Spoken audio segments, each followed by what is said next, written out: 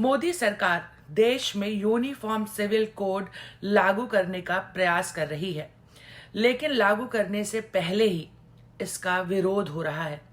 अगर एक मुस्लिम महिला होते हुए आप यूनिफॉर्म सिविल कोड का विरोध करती हैं, तो आपको यह वीडियो देखने की आवश्यकता है। आज मैं आपको मिलाऊंगी इस देश की सबसे बदनसीब एक मुस्लिम महिला से, जिसके साथ उसके अपने देश के प्रधानमंत्री ने अन्याय किया।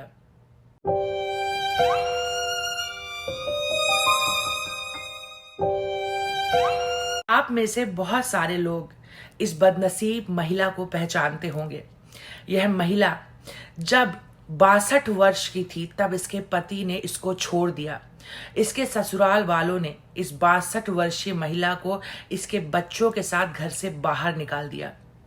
अपनी बची हुई जिंदगी को काटने के लिए, अपने बच्चों के भरण पोषण के लिए इसने अपने पति से आर्थिक मदद मांगी।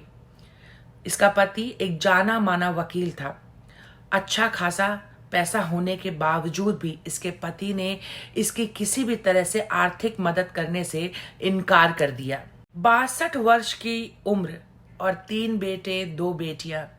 इस उम्र और इन बच्चों के साथ इसे कोई और पुरुष स्वीकार नहीं कर सकता था।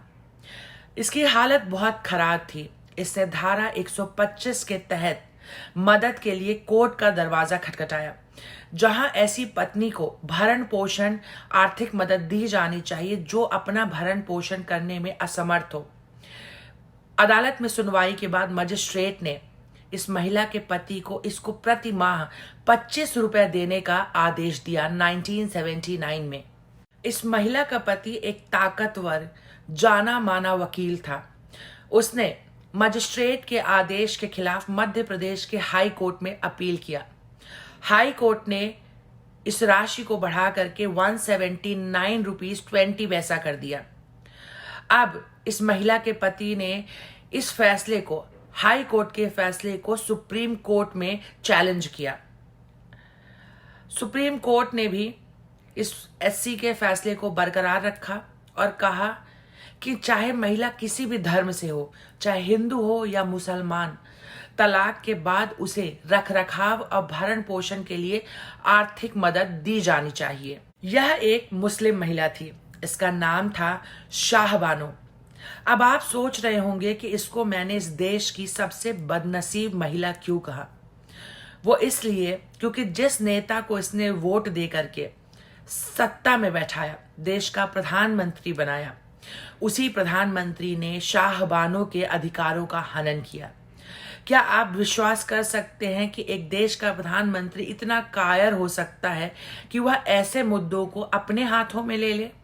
तत्कालीन प्रधानमंत्री राजीव गांधी ने संसद में एक विधेयक लाया, जिसके अनुसार किसी भी मुसलमान आदमी को हिंदू पुरुषों की तरह तलाक के बाद अपनी पत्नी को मेंटेनेंस देने की आवश्यकता नहीं है। मतलब अगर आप मुसलमान हो, आप अपनी पत्नी को तलाक देते हो तो तलाक के बाद उसकी जिम्मेदारी आपकी नहीं है।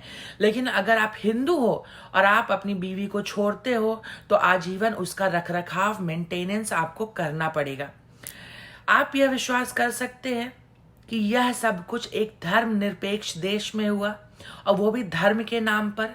अब आप सोच रहे होंगे कि देश का प्रधानमंत्री, सर्वोच्च पद पर विराजमान व्यक्ति एक छोटे से केस को इतना निजी तौर पर क्यों लेगा कि संसद में बहस करे, और संसद इस छोटे से मुद्दे पर अपना समय क्यों बर्बाद करेगी। तो यही आपको सोचने की आवश्यकता है। आप बड़ी तस्वीर देखें। यह मात्र शाहबानो का केस नहीं था, मुद्दा था मुसलमानों का तुष्टीकरण। राजीव गांधी और उनकी पार्टी मुस्लिम समाज को नाराज नहीं करना चाहती थी। यह पूरा खेल वोट बैंक का था। अगर तब शाहबानो का फैसला लागू कर दिया जाता तो आज ये जो आए दिन लोग निकाह करते हैं और तलाक देते हैं, यह खेला ना होता। आज भी आपको अपने अधिकारों को लड़ने का मौका दिया जा रहा है। देश में यूनिफॉर्म सिविल कोड लागू होने दें। एक महिला होते हुए आप यूनिफॉर्म सिविल कोड का विरोध ना करें। वन नेशन वन लॉ की थ्योरी इस देश में लागू होने दे। खास करके अगर आप मुसलमान हैं और देश में यूनिफॉर्म सिविल कोड लागू होता है तो आपका भविष्य तो सुरक्षित है, आपकी बिटिया का भविष्य भी सुरक्षित रहेगा। हलाला, बहुविवाह, 3 तलाक, इन सब चीज़ों से आपको मुक्ति मिलेगी। आप कभी भी अपने अधिकारों के लिए कोर्ट का दरवाज़ा खटखटा सकती हैं। इसीलिए देश में यूनिफॉर्म सिविल कोड लागू करें और उसका समर्थन करें, अपने लिए और अपने आने वाली पीढ़ी के लिए, अपनी बच्चियों के लिए। जय जय श्री राम, जय हिंद, धन्यवाद।